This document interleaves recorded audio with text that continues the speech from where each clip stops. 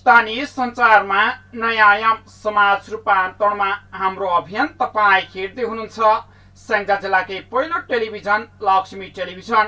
हामीलाई विश्वको जुनसुकै ठाउँबाट पनि www.lakshmitv.com लगन गरेर अर्थात् नेट टिभी एप्सबाट पनि हेर्न अनि सुन्न सक्नुहुनेछ।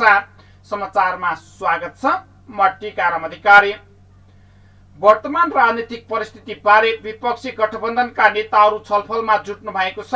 नेपाली कांग्रेसका सभापति शेरबहादुर देउवा निवासमा बुढा नीलकण्ठमा देउवा सहित माओवादी केन्द्रका अध्यक्ष पुष्पकमल दाहाल प्रचण्ड एमाले नेता माधव नेपाल बीचमा छलफल सम्पन्न भएको छ।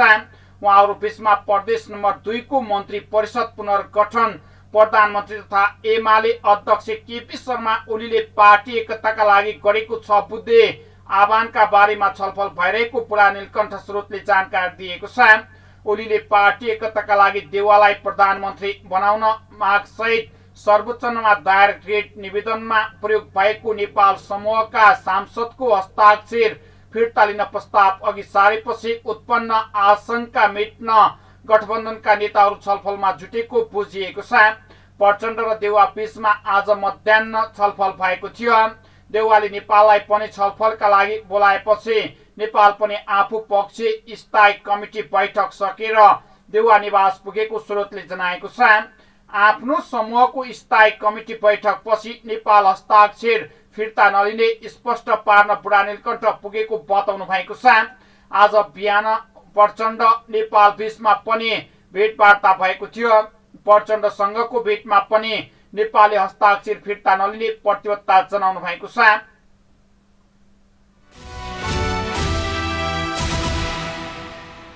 कोरोना संक्रमणको दर ग्रामीण क्षेत्रमा बस्तीमा बढ्दो रूपमा देखिएपछि जिल्ला प्रशासन कार्यालय स्याङ्जाले एक साताका लागि निषेधाज्ञा थपेको छ। संक्रमण न्यूनीकरणको एक मात्र उपाय भनेको निषेधाज्ञा नै सबल पक्ष रहेको भन्दै प्रशासनले जेठ 31 गतेसम्मका लागि बढाएको हो। वैशाख 21 गतेदेखि सुरु भएको निषेधाज्ञा जेठ 31 गतेसम्म लम्ब्याएको छ भने प्रशासनले थपेको निषेधाज्ञा यो चौथो पटक हो। जेठ 25 गतेसम्मका लागि जारी गरिएको निषेधाज्ञालाई बढाएर जेठ 31 गतेसम्म पुर्याएको जिल्ला प्रशासन कार्यालय स्याङ्जाले जनाएको छ। निषेधाज्ञामा कुनै नयाँ निर्देशन नआए पनि सो अवधिमा राजस्व सङ्कलन, विपद व्यवस्थापन, सरकारी कामकाजका लागि बाहेक बैंकिङ सेवा समेत पूर्ण रूपमा बन्द गरिने भएको छ। बैंकिङ सेवा बन्द भएपछि एटीएम सेवा पनि सुचारू राखिने भएको छ। थप गरिएको निषेधाज्ञालाई कडाइका साथ लागू गरिने दावी प्रशासनले गरेको छ। औषधि जन्य सामग्री बाहेक खाद्यान्न जन्य सामग्री खरिदका लागि बिहान 5 बजेदेखि 9 बजेसम्म मात्रै खुल्ला राखिने निर्णय भएको प्रमुख जिल्ला अधिकारी दीपक राज नेपालले हस्ताक्षर गरेको विज्ञप्तिमा भनिएको छ। आदेशलाई उल्लङ्घन गरिएको वा अत्यावश्यक काम बाहेक घरबाट निस्कन समेत प्रशासनले ननिस्कन आह्वान गरेको छ।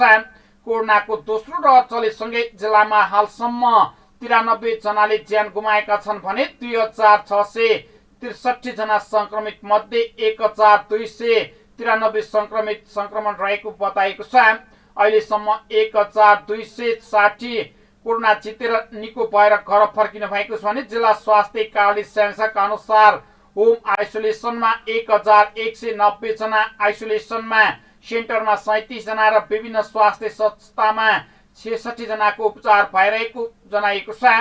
सक्रिय संक्रमित र निको हुने संक्रमित बराबरीको हाराहारीमा आएकाले अब केही हदसम्म संक्रमण न्यून हुन सक्ने विश्वास समेत व्यक्त गरिएको छ।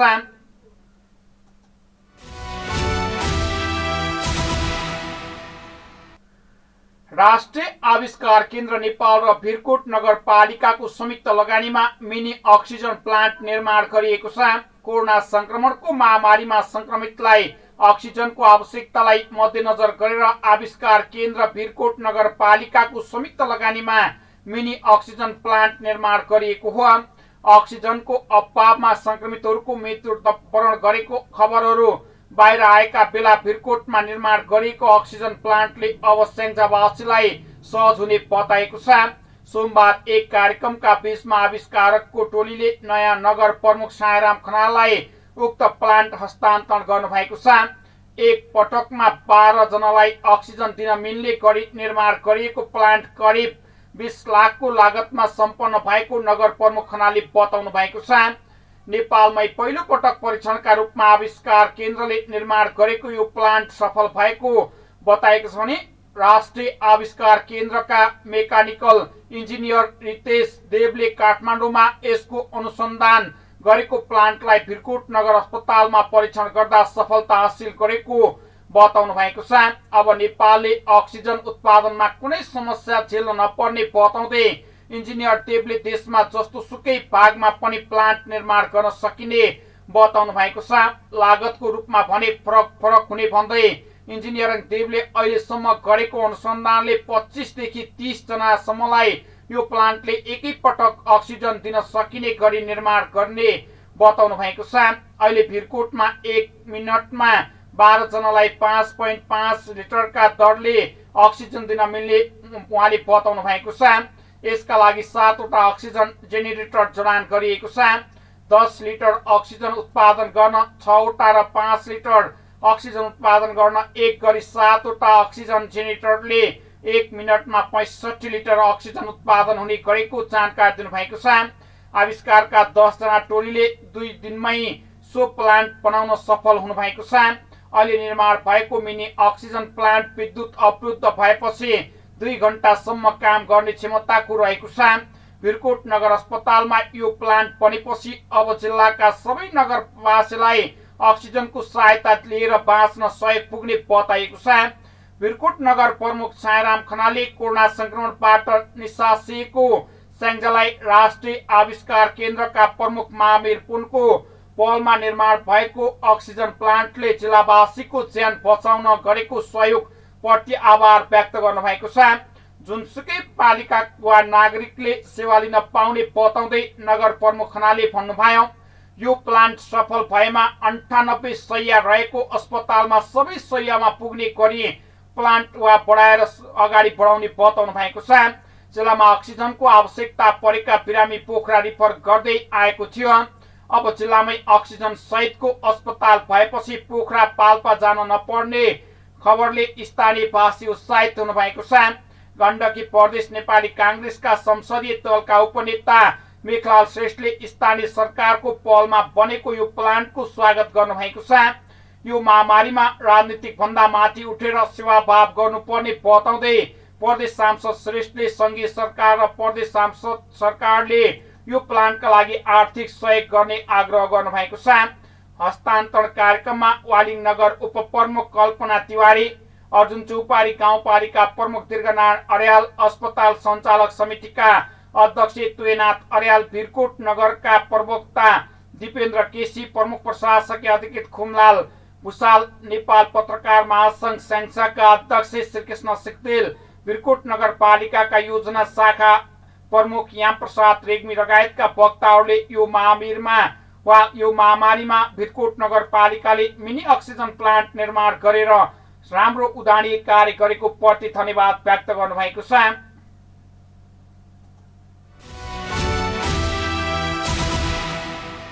स्याङ्जाको कालीगण्डकी गाउँपालिका वडा नम्बर 7 मिर्मीमा सञ्चालनमा रहेको कालीगण्डकी अस्पताल मिर्मी स्याङ्जामा स्वास्थ्य बीमाको कार्यक्रम शुभारम्भ भएको छ।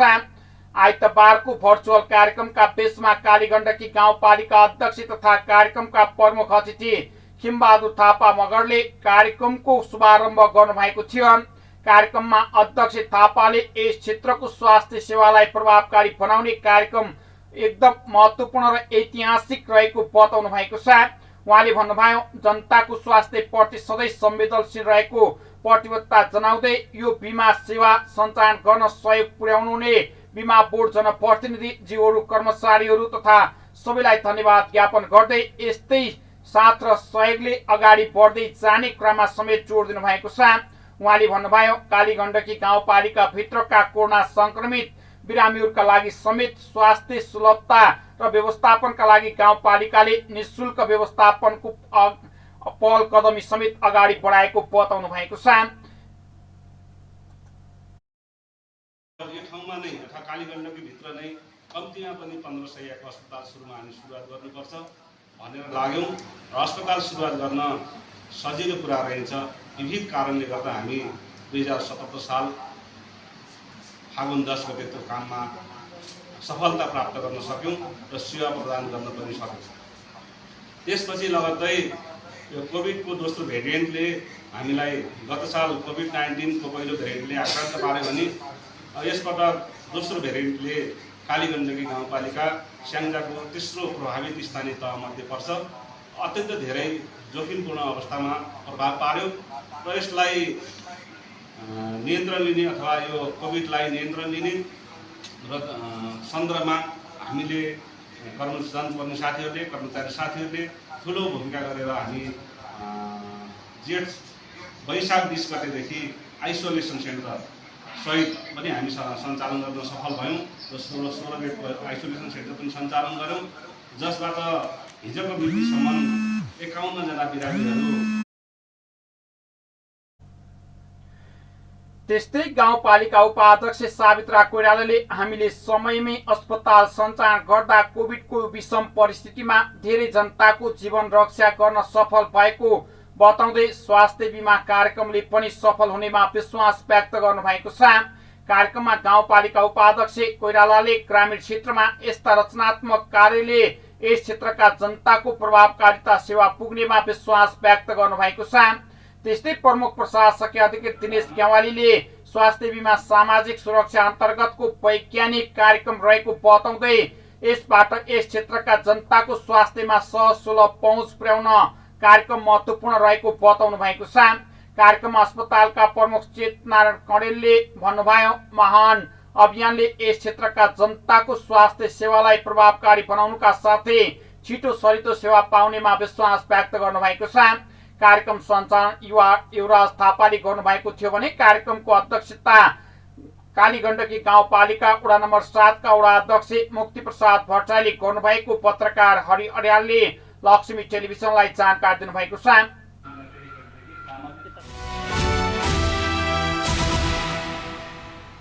Health environment and economic class फाउन्डेसनले कोरोना भाइरस कोभिड-19 को रोकथाम, नियन्त्रण तथा उपचारका लागि कल्याङ नगरपालिकालाई स्वास्थ्य सामग्री हस्तान्तरण गर्नुभएको छ।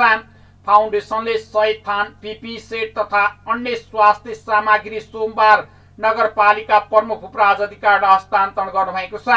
कार्यक्रममा नगरपालिका प्रमुख भूपराज अधिकारीले संस्थाबाट भएको सहयोगले कल्याङ नगरवासीका लागि महत्त्वपूर्ण टेवा पुग्ने बताउनु भएको छ।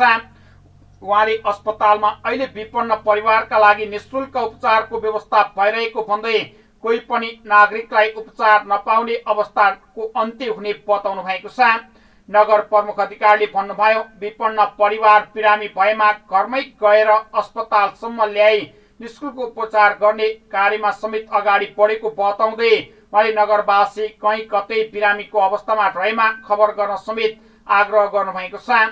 यदि बिरामीको मृत्यु भएमा 25,000 का दरले रकम दिने समेत निर्णय भएको बताउनु भएको छ। अहिले सक्ने नसक्ने सहयोग सबैले गर्नुपर्ने बताउनु भएको छ।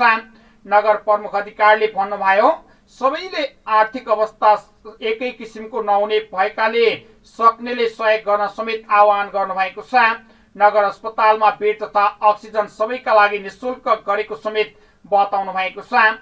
कोरोनाको तेस्रो भेरिएन्ट पनि आइरहेको भन्दै चर्चा भइरहेको बताउँदै अहिलेको महामारी पनि कहिलेसम्म चल्ने भन्ने कुरोको टुङ्गो नभएको बताउनु भएको छ। कल्याङ नगरपालिका वडा नम्बर 9 बेलचोर निवासी नेपाल नागरिक उड्डयन प्राधिकरण वा आधिकारिक कर्मचारी युनियनका निवर्तमान महासचिव निमप्रसाद खनालको पहलमा झण्डै 5,50,000 रुपियाँ बराबरको स्वास्थ्य सामग्री हस्तान्तरण गरेको बताएको छ। कार्यक्रममा खनालले आफ्नो नगरवासीको स्वास्थ्य लाभको कामना सहित स्वास्थ्य सामग्री आफूले पहल गरेर ल्याएको बताउनु भएको छ। कार्यक्रममा कल्याङ नगरपालिका प्रमुख प्रशासकीय अधिकारी दामोदर शर्मा, वडा नम्बर 3 का वडा अध्यक्ष महेश भट्टराई लगायतको सहभागिता रहेको थियो।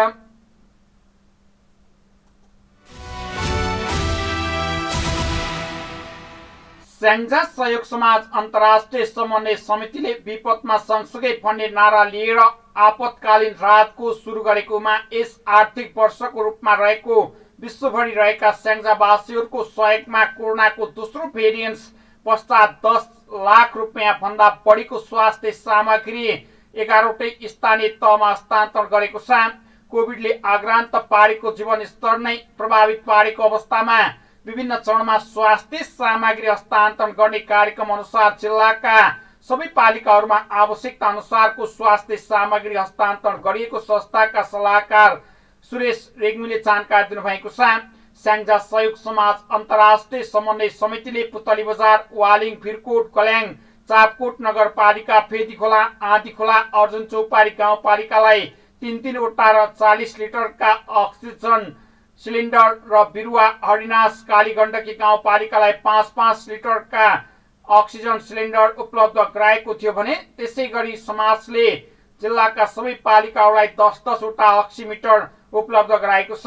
फ्रन्ट लाइनमा बसेर काम गर्ने स्वास्थ्य कर्मी, सुरक्षाकर्मी, जनप्रतिनिधि लगायतलाई हौसला प्रदान गर्न सहयोग गरिएको अध्यक्ष जीवन नेउपानेले बताउनु भएको छ।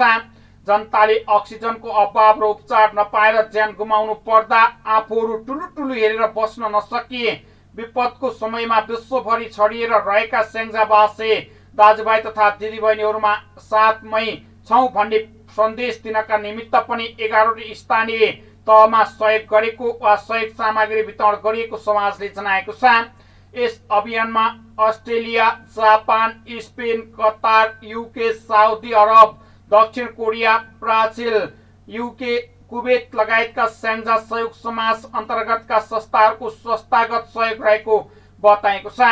केही देशहरूबाट व्यक्तिगत सहयोग समेत प्राप्त भएको समाजले जानकारी गराएको छ।